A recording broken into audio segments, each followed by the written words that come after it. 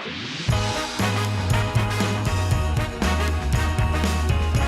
wish we could start out this podcast with a little soap opera music. Remember how soap operas started with a little organ music saying, and then what I would say is, can two people who are recovering addicts find love? Will this love last forever? What happens if one of the people in love relapses? What happens to the other person? Dun, dun, dun, dun, now the days of our lives. That'd be nice. But we're not a soap opera. This is reality. This is Odyssey House Journals. I'm Randall Carlisle. My guest co-host is Destiny Garcia. And our two guests who are the object of our soap opera are Ashley and Tyson. Thank you guys for being here. I guess I sort of let the cat out of the bag about what you guys are going through. Maybe you can, I'm trying to think where we could start, because you both have battled addiction for a long time, right? Mm-hmm. Maybe you can just tell me a little about that, then we'll get into the relationship, which I'm really curious about. Right. Do you want to start? Go ahead. So I started using when I was 15. I started smoking weed, drinking on the weekends. I got prescribed pain pills when I was about 16, and then it just progressed to using heroin and just using every day. And I think we met about 15 years ago. We met, I think, at a hotel doing a drug deal. Mm-hmm. And we ran around with the same people, the same crowd, and we just that's just kind of how we met. So, and you were both using actively at the time. yes. Yep. So what was, and now you both are in recovery for Right. how long? I'll have 7 years in January. Wow. I'll have 4 years Thank you. in March. Nice. So describe the difference of, I presume you thought you were in love, or at least liked each other when you met, right? When you were high? More of just friends. We were actually, I believe she was with somebody. We were just friends. I knew him pretty well, so I was just coming around more to meet up with him, but met her in the process. And when did you get back, when did you begin your romantic relationship? What was it? October 15th of 2020.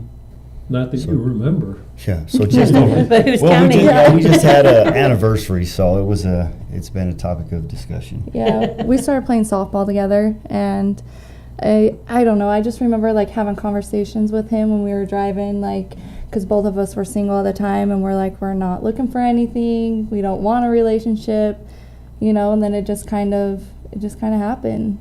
So you guys weren't together in your addiction, but you guys knew each other in your addiction. Yeah. Just Yep. friends, yeah. Mm-hmm. So the question was, I remember, I should point out that Destiny's in long-term recovery, so am I, and I remember one of the words of advice going through programs was, don't date anyone, don't fall in love with somebody else who is dealing with the same crap you are. Right. So has that been an issue with you guys? I would say a little bit. Like when we first started dating, I think you had 6 months? I think about 7 months. 7 months, and I had just finished treatment and was in a sober living, and so that's kind of when we started meeting and talking. And it's true, I do remember even talking to my sponsor about relationships a week before we got together, and he was like, hey, I told him the situation. I was like, I'm working on myself. I'm not too worried about finding, having a woman in my life right now, because I have so much baggage that I need to get rid of in a program to work before I'm, fit for anybody. And so, lo and behold, a week later, I put my foot in my mouth, and here we are, Have either of you relapsed during your relationship? No. No. Have you talked about what if? If one of you, for whatever reason, and I hope it never happens, would relapse, would the other one then relapse and use that as she's doing it or he's doing it, so I might as well do it too?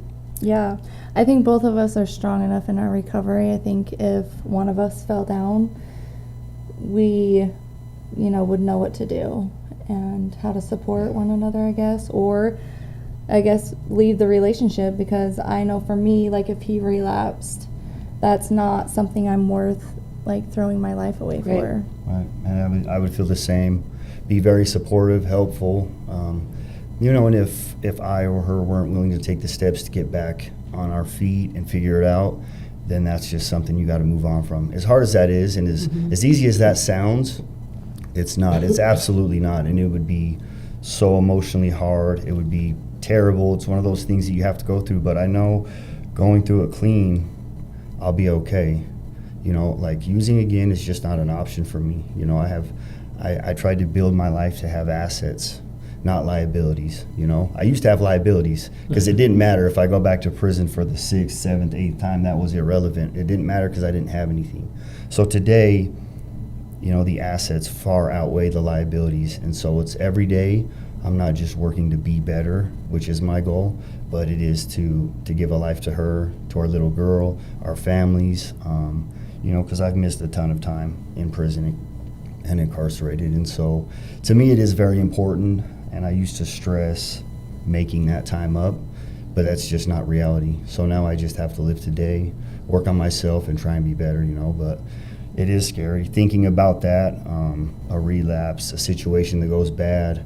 And as easy as fluid as I say that, yeah, I would support and I would love. That is a possibility. That's a super, super bad situation to be in. But I do know, like, the community I have, the people I have, that both of us share, it's pretty much you got to get up and move on, or you got to walk away from it, Did you ever have that issue, Destiny? Oh yeah. So I was with my daughter's dad in my addiction, and then I got sober, and then he got out of prison, and I let him parole to my house, and 3 months later he's shooting up, and I have to kick him out. Boundaries are hard. It was the hardest boundary I've ever had to hold in my life, and I still hold that boundary today because he's still not sober, and it's hard. It's especially when you share a child with somebody and you see their potential, right? Like, holding boundaries in recovery with loved ones is extremely hard. And it hurts like hell. It hurts. Right. But in hindsight, fast forward to 5 years, it's the best boundary I've ever held. Sure. I would not be where I'm at today if I was worried about him and his junk and what was going on. Right. Would you have slipped up then, do you think, if you'd put up with it? Yeah, I think if I would have allowed it in my home and I would have kept him around, of course, at some point I probably would have entertained that, and that's why I kicked him out the day I found out. Like, within an hour I found out he was out. Because I knew I was working at the mayor's office. I had a really good foundation, and I came from nothing, no shoes on my feet. So of course I held that boundary, even though it was really, really hard. And I still have to hold boundaries today with some family members. Like, it's hard. When you love an addict, it's really hard. Right. I'm glad you didn't come in bare feet today. You Me have too. shoes on your feet. Me too. I could pick what shoes I wanted today. There you go. How old is your daughter? She's 11. So she was around then while you were using. Did you maintain custody of her? Or? I did. My parents had her while I was in treatment for 3 months. But I had her before, I had her after. Was she aware of the issues you were dealing with? I'm not sure. Like, I think at the time, yes, because when I got out of treatment, like, we'd drive past, like, the liquor store, and she's like, "Oh, Mom, there's your favorite store." I'm like, "Oh." But she didn't know what it was. Right. She had no idea, but she just knew that was a place that we went a lot. Yeah. So, but over time, she forgot about that. We can drive past that today, and she has no idea I was there before. You guys talk to her about, she must be, because you take her to a lot of your events and everything, and obviously it's about sobriety, right, and recovery. Does she ask questions? How do you deal with her? Yeah, I mean, we're pretty open with her. Like, her dad was killed by a drunk driver, so at an early age we had open communication. Like, this is how your dad passed away. This is why, if people drink, you don't make shitty, choices like this. And she's aware. Like, she'll go somewhere and, like, maybe her friend's parents are drinking, and she'll call me and be like, hey, you know, they're drinking, can you come get me, you know? And I try not to put her in situations, but, you know, people drink. But she's very smart, and she's learning a lot. I think it's smart to be open with your children about this life, you know? Right. Like, everybody lives a different lifestyle. And just because we're clean and sober and don't have alcohol in our home doesn't mean other people don't, and doesn't mean other people can't casually drink and be okay. It doesn't mean it's wrong. Yeah. So I think being open with your children, I'm really open with mine. And I think it's the best way to go. Right. I think in it's my huge. opinion. I think it's very beneficial. You know, had I had that type of understanding at a young age, I might have been like, oh, this is where I don't want to start, you know? Because I started about 14 years old drinking marijuana, high school, amphetamines, and it was off to the races, you know? I didn't really know. I knew it was wrong, obviously, the things that I was getting into, but I didn't have that, hey, your friends are going to drink. What are we going to do if that happens? What's your plan? You know, I didn't have a game plan. I wanted to hang out with my friends, the cool kids, those who accepted me, you know, always looking for acceptance. And so I think it's good that we do talk to our little girl about that. And I think it's important that she understands these are the consequences that go along with that lifestyle, you know. I wonder what's going to happen in the future when all these kids grow up who have been, that we've been honest with, because that's really sort of the norm. Well, maybe it's not in some families, but it should be. It should be the norm. And I wonder if they're going to grow up any differently than we did. Well, my parents were pretty open with me about their struggles and my dad's addiction. And I think for me at a young age, like, I always thought that's not going to happen to me. Like, I'm not going to be a drug addict. I'm not going to be an alcoholic just because my dad was or other family members. Like, I always looked at it like I was untouchable, invisible. Were your parents in recovery when you were young? My dad was. He got sober when I was about 15. See, my mom, alcoholism runs on the paternal side of my family back as far as I can trace. And my mom is still alive at 96. And she knows that I was a functional alcoholic for decades, and she's obviously happy that I'm sober now. But she said, and she posed an interesting question to me. She said, if I would have told, because I started drinking when I was like 13, 14, something like that. If I would have told you back then that every male in your family has been an alcoholic, so if you start drinking now, your odds are increasing that you will become an alcoholic. Would you have stopped drinking? And no, I wouldn't have, because I pictured an alcoholic as some bum sitting on a street corner with a bag, a little bag, and unscrewing the top of the MD 2020 or whatever it is, taking a sip and shaking and stuff like that. And I said, I'm never going to be like that, you know. And I never was, but I am an alcoholic. Right. You know? Well, I think most addicts are functional. You know, it's the very few you see under the bridge like myself that can't function while they're doing it. But most people are functioning, they function just fine in their own homes. As long as you have the money to buy the substance you want. Right. Yep. Which is where an awful lot of people get in trouble. Did you get? Absolutely. That's where I couldn't function. I didn't work. It was a criminal lifestyle. You know, and I think it was easier turning to those individuals because they weren't judging me. You know, I could commit crimes, whatever that looked like, burglary, robbery, whatever that looked like. They knew that something was coming out of it from them, right? Some money, stolen property, drugs, whatever was coming their way. So, of course, they're not going to judge me or have a problem with that. But obviously, I couldn't function enough to work. I mean, from the amphetamine, sleep deprivation at a young age, you know, you're going crazy. And so, yeah, I just didn't even see that as a possibility. I could not function using it all. How did you handle active addiction? Were you working, not working, playing mom? Well, you know. Gosh, I wasn't working. I kind of isolated myself. Like, I wanted to be at home using by myself. And, you know, my daughter would be watching a movie in the other room, and I would be in my bedroom for like hours. and we have had your mom on a podcast, and she's been very supportive, but she's very happy right now that you're doing what you're doing. Right. How did she deal with you through your addiction? Oh my gosh. That's really hard to think about because we were terrible to my mom. She always supported us. Like, she would come to the houses we were staying at to try and get us to go to rehab. She'd call the cops on us. She would, if we needed anything, she was the one person we could call, and she would be there. She was very supportive, but I could tell that it broke her emotionally. I told her she was very enabling, Right. because when you needed stuff, you got it. Yeah. Right. You know. Yeah, for sure. I mean, and she knows she's an enabler. She's working on it. So, That's an addiction in itself.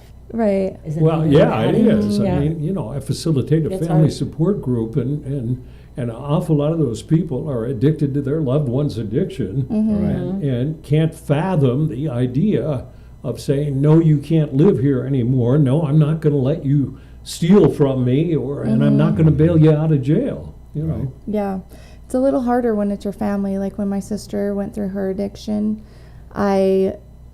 it was really hard for me to cut her off because I wanted to save her. I wanted to be the one that helped her get into recovery and change her life around. But it became very toxic.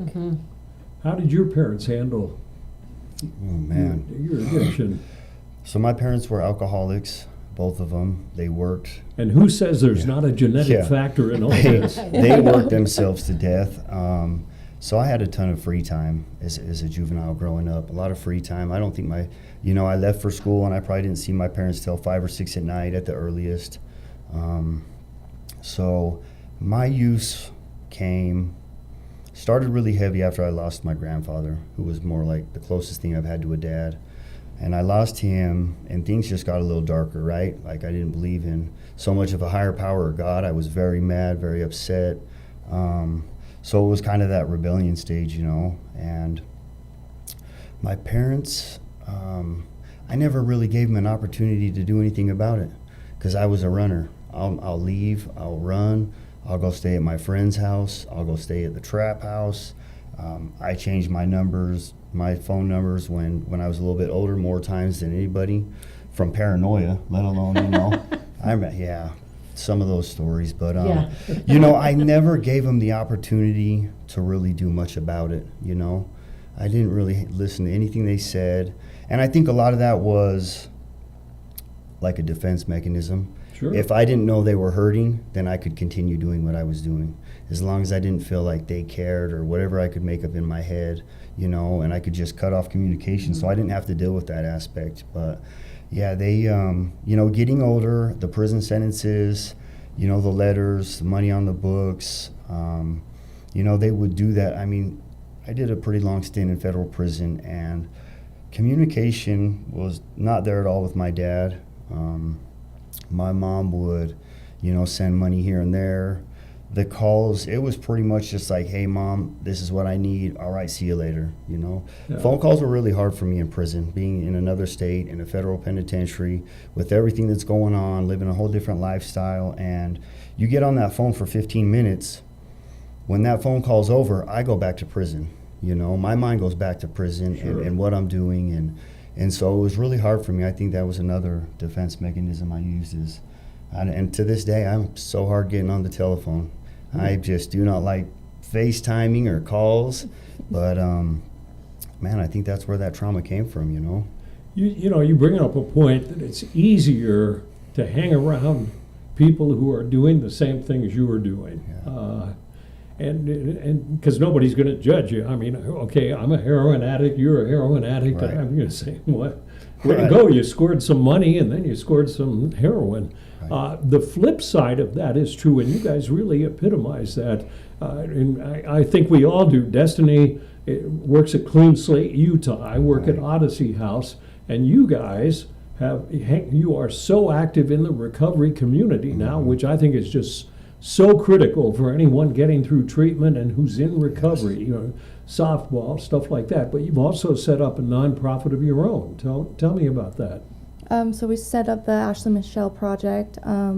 We are helping women in recovery. We have 3. Michelle, let me interrupt. Michelle is her sister, who is Yeah. also in recovery, so that's Okay. why they call Yeah. it that. Yeah. So we have 3 storage units full of clothing, hygiene, shoes, furniture. We basically help people who just got out of treatment. You know, because you get out of treatment, sometimes you don't have anything. You have the clothes that you went in there with, and a lot of the times they don't fit, or Because you gained some weight. Yeah. So we do that. We've been doing a bunch of fundraisers to raise money because we want to open up transitional living to help those that, you know, can't afford to get into housing. Well, I've seen you guys all over Facebook. I'm just barely making the connection right now. I don't Yeah. think we're friends on Facebook, but I've seen the fundraisers from Yeah. everybody else. We're going to be friends after Yeah, this. Just yeah. so you know. Okay. Shame on you for not I saying know, I friends. know. Yes. And if you Can't have a believe criminal it. record, I'll help. How important do you think it is to, because I talk to people all the time who are going through treatment and getting ready to get out, and I say, you know, it's really critical that you don't go back to your old friends and your old Right. haunts, and that you do participate in some sober activities. How important do you guys think that is? I think that's life-changing for me personally.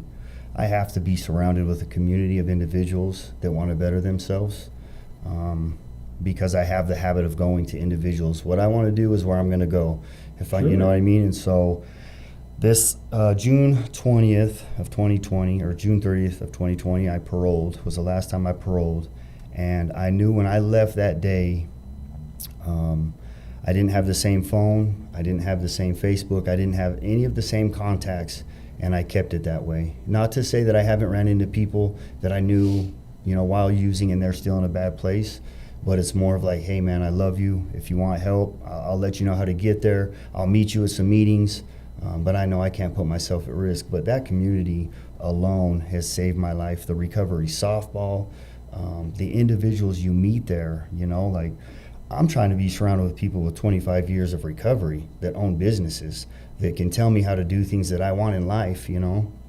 And man, that's huge for me, you know. That's one of those that touches my heart, because I know if everybody got 10 years of sobriety and left it alone and did their own thing, I wouldn't have had those individuals to pull me through that, you know. So that's a big thing for me, is staying connected and also being willing to give time and attention and help other individuals in my shoes, you know. That's how I have to give back. And how's that help you? Well, my biggest downfall has been my friends. Like, every time I get out of treatment, I go back to the people I was comfortable with, or, you know, that I knew were using. And so when I got out of treatment this last time, I had to change everything, even, you know, all my friends, cut off some family members. Like, it's tough, but, you know, my recovery is the connections with others. Yeah. That's my biggest. People don't seem to understand that if you make your recovery number one, you have to, because without recovery, you can't do any of the other stuff you want to do in life, you know. Yeah, I heard this saying, you have to build your Absolutely. life around recovery Right. and not recovery around your life. Right. Right, you have That's- to build that's your life well around put. recovery. That's true. Yeah. And you got to admit, it's like working for Clean Slate or me working for Odyssey. It's a lot easier to stay in recovery in an atmosphere like this. Yeah. Right. You know? Absolutely. And you guys working to, one of the things, whether you subscribe to AA or 12-step meetings or anything, almost every single recovery program says one of the things that's going to help keep you in recovery is giving back, which you were Right. just describing. I mean, you know, is that why you're doing the Ashley Michelle thing? Yeah, I definitely want to give back to the community. I feel like when I went into treatment, there wasn't a lot of resources like that. Like, I didn't have a lot of help, and I think that's important to people who are trying to get sober, because it's tough. But if you have people in your corner, you know, rooting for you and pushing you, like, they're going to be a little bit more successful. So if somebody needed some of your services, how would they find you? We have a website. It's the ashleymichelleproject.com. It has our phone numbers, our email. They can reach out on there. Social media is huge. Facebook, we get a ton of messages through Messenger. And just word of mouth too. Yeah. For sure. And that's why you know, that's clean slate Utah. I mean, she's talking about people getting out, you know, but we talked on recent podcast about the fact that if you have a criminal record, you got all these issues to deal with, housing, jobs, blah, blah, blah. So you must feel good about what you do at Oh, I Clean love Slate. what I do. I love that I'm record free now, and I That's wasn't awesome. before. That's Even though I what's up. scream from the rooftops, I have a Right. record. But I love, like, yesterday in the mail, we got 57 letters of final expungements for people Wow. that we've helped get through the process themselves. So those people have done the work themselves, they've done the court paperwork themselves, and we've gotten their final orders, and Right. that's going to change people's lives. It's going Right. to change their future. It's going to change our children's lives. Absolutely. I love what I do. I do too. You know, and I feel, you know, rehab programs work for some people and don't work for other people. And programs are different, and you should find one that works for you. But when I see people succeed in our program, it's like, wow, that, you know, that's great. You've changed a life, Right. and you guys are positively changing lives with what you're doing. So believe it or not, our half hour is up, and I appreciate you guys coming in and sharing. How would we close the soap opera? It made a little organ music saying they're still in love and they have Yeah. a bright future. Ashley Wait till and the next Tyson. chapter. Yeah. Just kidding. Tune in again tomorrow on Days of Our Lives, right? So we thank you guys for being here. Thank you. And Thank you. thank you for watching another edition of Odyssey House Journals.